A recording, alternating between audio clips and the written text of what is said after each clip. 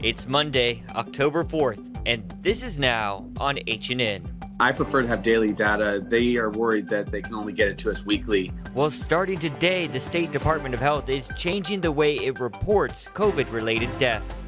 Developing today, Facebook, Instagram, and WhatsApp are all hit by worldwide outages. To isolate that oil and collect it. A massive oil spill has closed Southern California beaches and threatens wildlife. I'm Anthony Pura with the latest on the containment and cleanup efforts underway. The sister of late UH quarterback Colt Brennan says mental health issues plagued her brother before Hawaii. That was a real struggle for him. These stories and more coming up on This Is Now.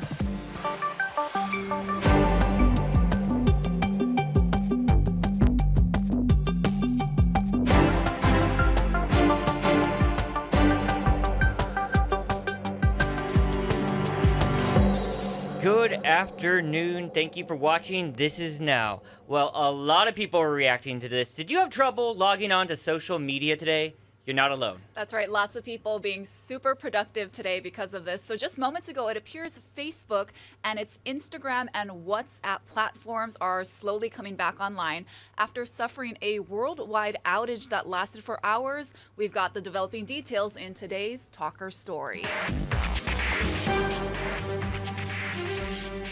So let's start with this. Here's the public statements from the three Facebook services. We're aware that some people are having trouble accessing our apps and products, Facebook said on Twitter. We're working to get things back to normal as quickly as possible, and we apologize for any inconvenience. Okay, so not a lot of info there, but here's what I can tell you. Outage Tracker Down Detector logged tens of thousands of reports for each of these services. The reason for the outage still not immediately clear. However, multiple security experts are pointing to a DNS problem as a possible culprit.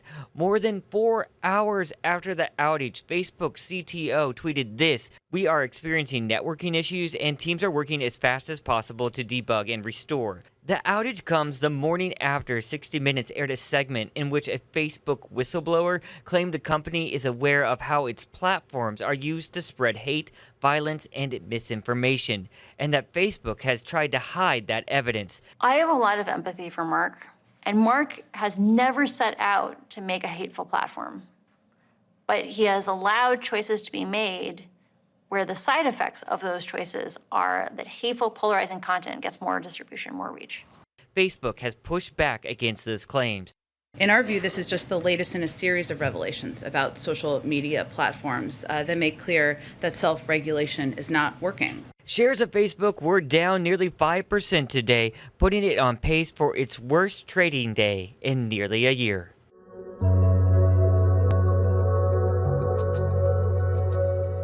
Now to the pandemic, the state health department is reporting 3 more COVID-related fatalities today. We don't have the details on these deaths right now. DOH says because of the volume of cases and fatalities, its staff can no longer provide daily information on those who passed away from the virus, such as county, age, gender, or hospitalization status. Those details will apparently be released once a week. I prefer to have daily data. They are worried that they can only get it to us weekly and be accurate enough. A lot of times the death reports, are several days back. And so they felt they could be more reliable weekly. I'm kind of an up to the minute type person. I like to have that data myself right then. But I'm going to continue to provide whatever information I've got daily. The numbers, the case counts, the positivity rate, hospitalizations, all that is actionable day to day. People who have passed away, they're probably going to give it to us weekly. And I think they were just having a difficult time compiling the data. You notice that we were often not getting any reports of fatalities till like Wednesday or Thursday anyway. I think they were working hard in the early parts of the week to get their data up, to an accurate place. But the more information, the better, especially as we're coming down the final stretch of the pandemic. You can see that the positivity rate's dropping. We went from a month ago, 7.2% down to 5.7%, 2 weeks ago down to 3.5% today. So the counts are coming down and the positivity is coming down really nicely. The state is also reporting 195 new COVID infections today. The breakdown by island shows 118 cases on Oahu, 40 on the Big Island, 16 on Maui, 14 on Kauai, and 7 residents were diagnosed out of state. The CDC is urging caution for the holidays. To prevent COVID outbreaks, the agency is recommending people delay travel until they are fully vaccinated. If you are planning to attend an in-person holiday party, the CDC says get vaccinated as soon as possible, wear masks indoors or in public if in an area of high transmission. You're also encouraged to celebrate the holidays with people you live with, or outside at least 6 feet apart, or even virtually. Also, obviously, do not attend any event if you're sick or experiencing symptoms. Here's what Dr. Anthony Fauci had to say about holiday gatherings. The best way to assure that we'll be in good shape as we get into the winter would be to get more and more people vaccinated. That was misinterpreted as my saying we can't spend Christmas with our families, which was absolutely not the case. I will be spending Christmas with my family. I encourage people, particularly the vaccinated people who are protected, to have a good, normal Christmas with your family. But just the way all of the other disinformation goes around, you say something talking about a landmark of a time, and it gets misinterpreted that I'm saying you can't spend family Christmas time, which is nonsense. You can. Airlines are bleeding money, and it's probably not going to stop anytime soon. The International Air Transport Association is forecasting that airlines will lose $52 billion this year. That updated outlook is more than previously forecasted. The group also expects airlines to lose $11.5 billion next year before finally returning to profitability in 2023. Last year was also worse than originally thought. The new report updates losses in 2020 higher to nearly $138 billion. Keep in mind that happened during the same time the federal government spent $25 billion bailing out airlines impacted by the pandemic. The U.S. is urging China to de-escalate tensions in the South Pacific. This comes after Chinese warplanes reportedly entered Taiwanese airspace. Let's turn it over now to Will Ripley with the very latest developments. We have not seen anything like this since Taiwan started keeping records of these Chinese air incursions and publicizing them. This is the most number of planes, record high number of planes, 2 consecutive days. Friday it was 38, Saturday it was 39. And if you look at the breakdown of the Chinese warplanes that were in Taiwan's self-declared air defense identification zone, it is intimidating by any measure to have more than 6 dozen warplanes, including 68 fighters, 4 nuclear-capable bombers, 3 anti-submarine warfare aircraft, 2 early warning aircraft, all of them coming in different waves. There were actually 4 waves in total over these 2 days, in the daytime and the nighttime. But yeah, 77 warplanes. And every time that this kind of incursion happens, the Taiwanese Air Force, they scramble aircraft, they deploy air defense missile systems, and they send out this radio warning. 华民国空军广播，位于台湾西南空域，高度6900公尺的中共军机注意，您已进入我空域，你想我飞行安全，立即回转脱离。 It's important to note that Beijing is not violating international law here. They're not actually flying over Taiwan or even entering Taiwan's airspace, which extends 12 nautical miles from its coast, but they are flying very close to strategic areas that are important to the government here in Taipei, a government that Beijing does not formally recognize, and they haven't for more than 70 years because mainland China still claims this island of about 24 million people as its own territory. The flights on Saturday flew to the extreme southwest of Taiwan's self-declared air defense identification zone, very near a small island known as the Pratas Island. This is an atoll on the South China Sea where the Taiwanese military keeps a very small outpost. They have a runway. There are some soldiers stationed there along with some scientific researchers. But this island is considered geographically to be kind of a gateway to the Taiwan Strait. It's very important symbolically and strategically for the security of Taiwan. And it's an island that Beijing, by flying these kind of military assets so close, is sending a clear message they could take it back very easily. Of course, Beijing has always said they're not ruling out the use of force to take back Taiwan as a whole if they feel that this island tries to move too far towards declaring its formal independence. Will Ripley, CNN, Taiwan. Fumio Kishida became Japan's 100th prime minister following votes in 2 houses of parliament today. The 64-year-old third-generation politician had been elected president of the ruling Liberal Democratic Party 5 days ago. Kishida, who succeeds Yoshihide Suga, formed his cabinet, appointing Hirokazu Matsuno as chief cabinet secretary. He assigned key posts to LDP factions that backed him in the party leadership race. He also included relatively young parliamentarians in the lineup, such as 44-year-old Karen Makishima as digital reform minister. The first week of October is Mental Illness Awareness Week. It was officially established by Congress in 1990 to better educate the public about mental health issues, provide support for those who face it, and fight against discrimination. According to the National Institute of Mental Health, mental illness is very common in the U.S. They state nearly 1 in 5 adults live with a mental health condition. That equaled about 51.5 million people in 2019. Former UH quarterback Colt Brennan had his own struggles with mental health and addiction. His sister, Carrera Shea, joined us today on Sunrise to shed more light on his battle. Before we get into any of that, Carrera, though, did you know how big a deal your brother was here in Hawaii?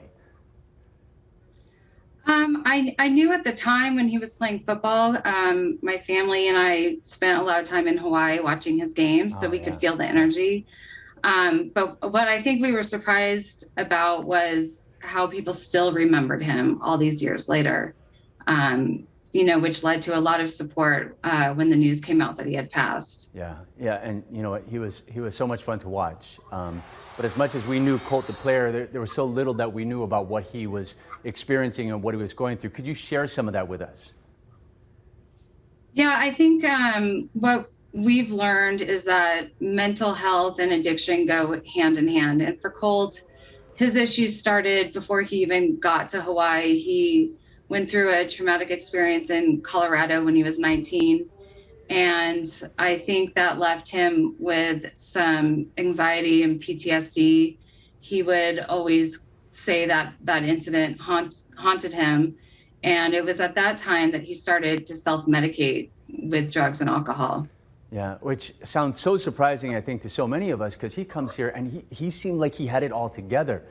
You talk about that specific incident, and I don't know how much you want to reveal about that, but how did that lead to the path that he eventually went down? Well, he did end up in Hawaii and he had a lot of success.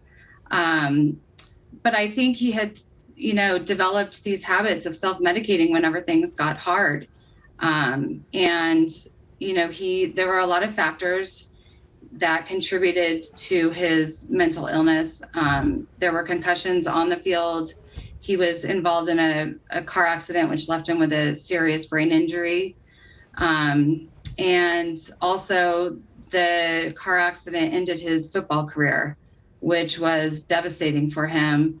And he was also left with some permanent physical side effects that included chronic depression, insomnia. So his habit of self-medicating really accelerated at that time. I think everyone tried to help him, and he tried too. He, entered countless rehab facilities. He tried different therapies, and he just couldn't find his way, and he couldn't find a cure. And unfortunately, what we've learned with addiction is it's a progressive disease. It got worse and it got out of control, and he ended up losing that battle. Again, we're speaking of Carrera Shea, the sister of the late, great Colt Brennan, and now paying it forward, looking to help other people that are in his condition. What are you hoping to accomplish through the Colt Brennan Legacy Fund? Our family just really wants to keep his memory alive and hopefully let a positive come out of our tragedy. Colt loved Hawaii. He loved giving back to the community. So this fund will support the causes that he cared about, which were youth sports programs, UH football.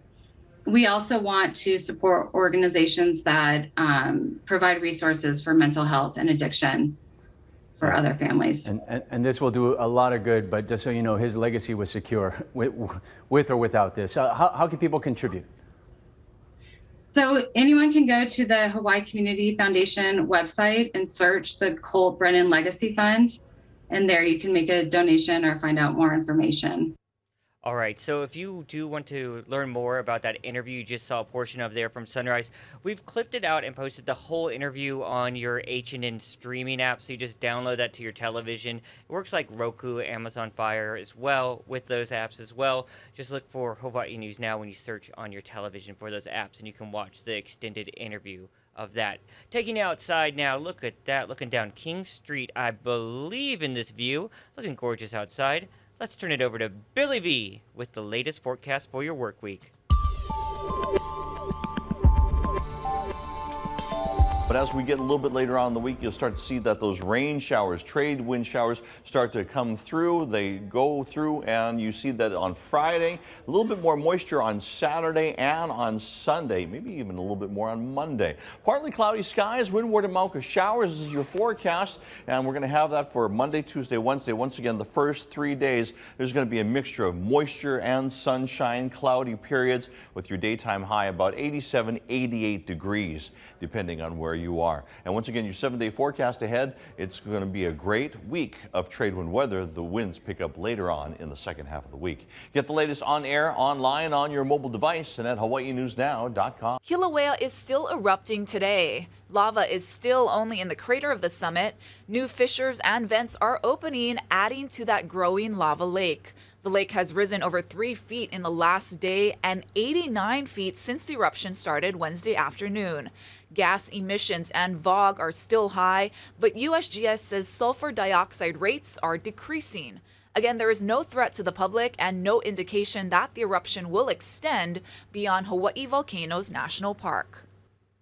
Beaches remain closed for miles in Southern California following an oil spill that's threatening properties as well as sensitive marshlands and wildlife. Anthony Pura has the latest from Huntington Beach. Crews were on the beaches and out on the water Monday, trying to clean up and contain a massive oil spill that stretches for about 13 square miles in Southern California. We have a fleet of boats out there that are using containment boom to isolate that oil and collect it in what we call skimmers. And then onshore, we have shoreline assessment teams. What they're doing is they're walking the beaches, they're looking at sensitive areas. At least 126,000 gallons of oil began pouring into the Pacific Ocean over the weekend from an underwater pipeline about 4.5 miles offshore, sending slicks of oil from Huntington Beach to Dana Point Harbor. The oil is washing up on popular beaches and threatening wildlife, especially birds. When we heard of the large size of the slick with the volume that was reported released, we had grave concerns. In our initial assessment of the area, the number of birds in the general area seems to be lower than we had feared. This beach would normally be filled with people, but it is now closed. Officials are warning the public not to go in or near the water because of possible health hazards. I opened up my door yesterday morning and because I live right across the street, it was so pungent. Amplify Energy, which owns the pipeline, shut the line down and is pledging full cooperation with the cleanup effort. Anthony Pura, CBS News, Huntington Beach, California. Gotta say, it's been sort of nice without social media, much of social media today. Sort of liked it, but we were able to find a few trending stories before the Facebook, Instagram shutdown. Here's what I found. Amazon, yep, they're rolling out their Black Friday holiday deals earlier than ever. Today, the online retailer announced deep discounts across every category for select days in October and November. It's October now. It will also add new deals for customers throughout the next 2 months. So Black Friday's right around the corner too, I guess. Crazy deals are already happening. Yeah, I guess they're also saying shop early this year because of all the shipping delays.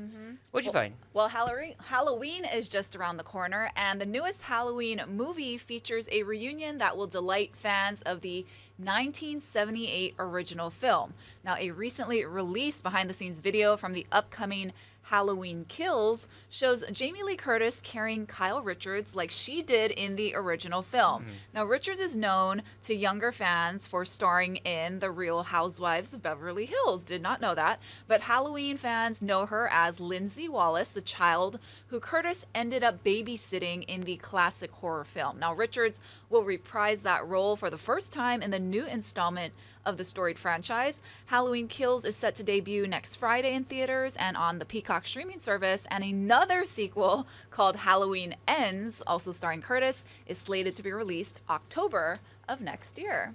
Don't tell anyone. I'm a secret Real Housewives of Beverly Hills fan. Oh, I catch it from time to time. You guys, more space news, space news. Yep, there is another attempt to take people up to the edge of space. This time they're using a different technique, and it's not a rocket. We got Tom Costello standing by with all those details in today's Good News.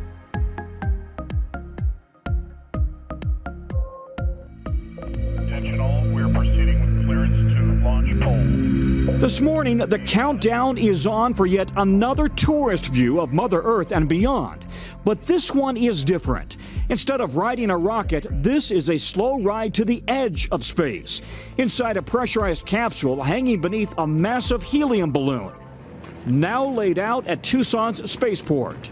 If you were to stretch this entire balloon out, how big would it be? Tom, this balloon would fit a football stadium on the inside. That big? That big. That's what it takes to take 10,000 pounds to the stratosphere. That's 100,000 feet up. It's not space. Passengers won't go weightless. But the view will be spectacular inside a first-class cabin, complete with massive windows, Wi-Fi, even a bar and restroom. Ryan Hartman is the CEO. What you'll be able to see at the edge of space is the curvature of the Earth against the backdrop of space.